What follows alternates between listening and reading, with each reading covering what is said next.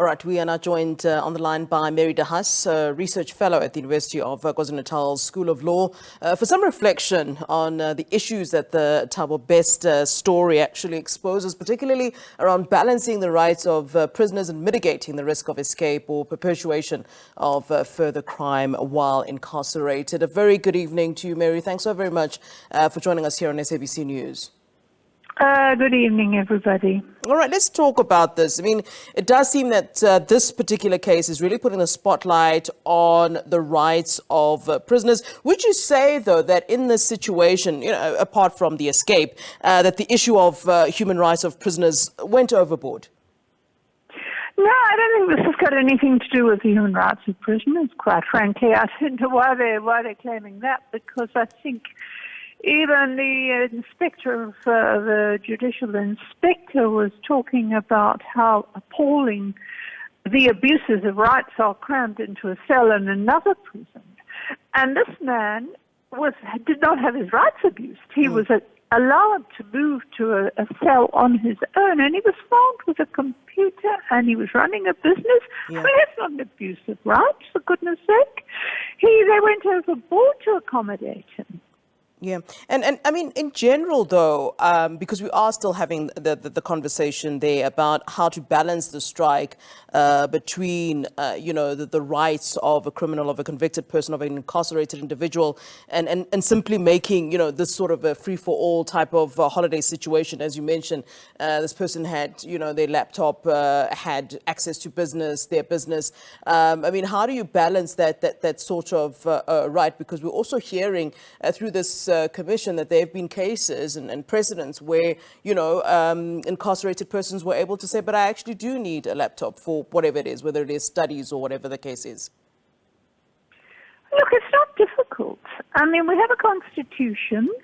Incarcerated prisoners can be treated, in a constitutional manner.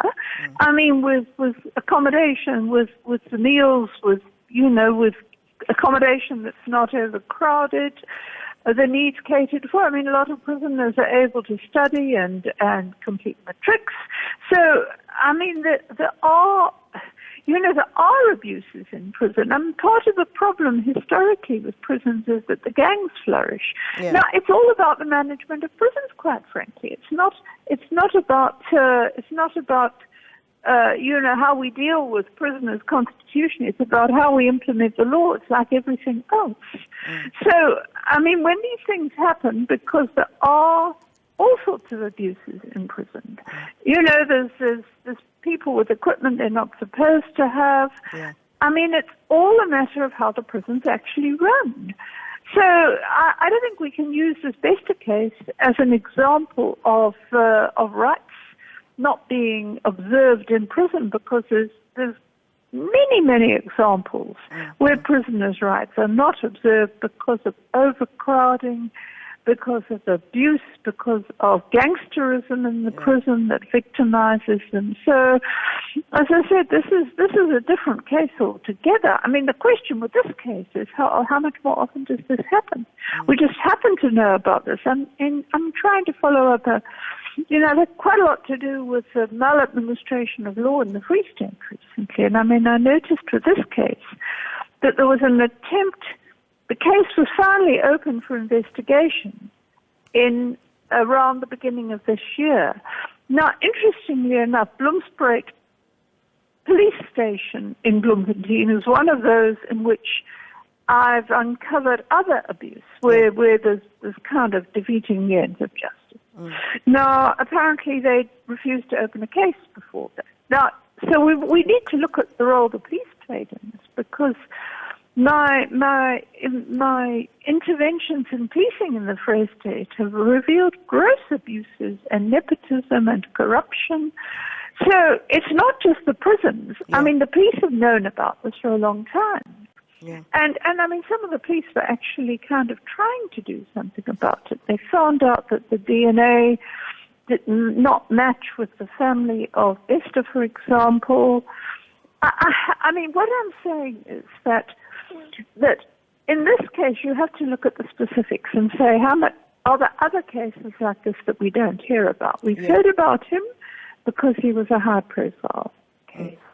I mean, somebody who does quite a bit of work on kind of corruption and human rights abuses in the police was saying to me, but other people we think are dead suddenly aren't dead now. So it just raises questions about whether this is an isolated incident. Yeah. That's what I'm saying. You focus on the issue of, the abuse of the system. And, there's something in particular that is quite striking throughout all of this, is that there were victims or would-be victims who have been able to sort of speak out about Thabo Bester. And one of the things that they did, which was, again, you point out the abuse of the system, was to give him access to a laptop and I suppose internet there.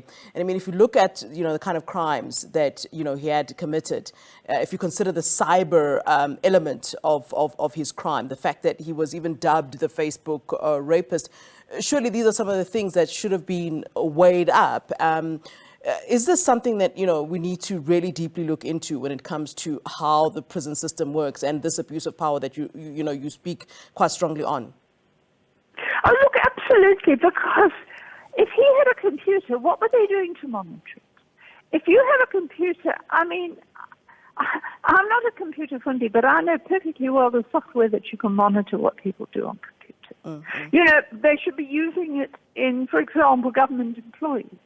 You've had for years software to monitor what people are doing with the computer, and yet they'll sit there watching movies instead of working, for example. Now, I mean, in a prison of all places, with this man's background, why was he just allowed to have this computer without any checking up on what he was doing on it? Because apparently he was carrying on. And look, this is the whole problem. With proper monitoring of prisons, you will pick up, I mean, we know, for example, that criminal gangs are as old as colonialism in this place. The 26s, the 28s, a lot of the crimes are continued. The networks of these prison gangs we've known for years extend beyond the prisons and operate, even in the political violence in KZN in the 80s, there were prison gangs involved and used by the police and the military to perpetrate the violence. Now, all this is known. And, the fact is that it can be monitored. I mean, I know right now that there's somebody in witness protection, for example, where there's a plot to kill that person from the person that got convicted because of the evidence sitting in prison. But, it's not monitored. You can treat prisoners in terms of their rights, but at the same time, it's a matter of keeping an eye on whether they're continuing to break the law in prison, whether it's with planning their criminal activities or whether it's their cybercrime like this guy. Okay. All right. Thanks very much for that, Mary De Haas there, speaking to us about the balancing of prisoners' rights and, of course, the worry about the escape as has been exposed by the Thabo Bester case. So Mary De Haas, of course, there is a research fellow at the University of KwaZulu Natal School of Law.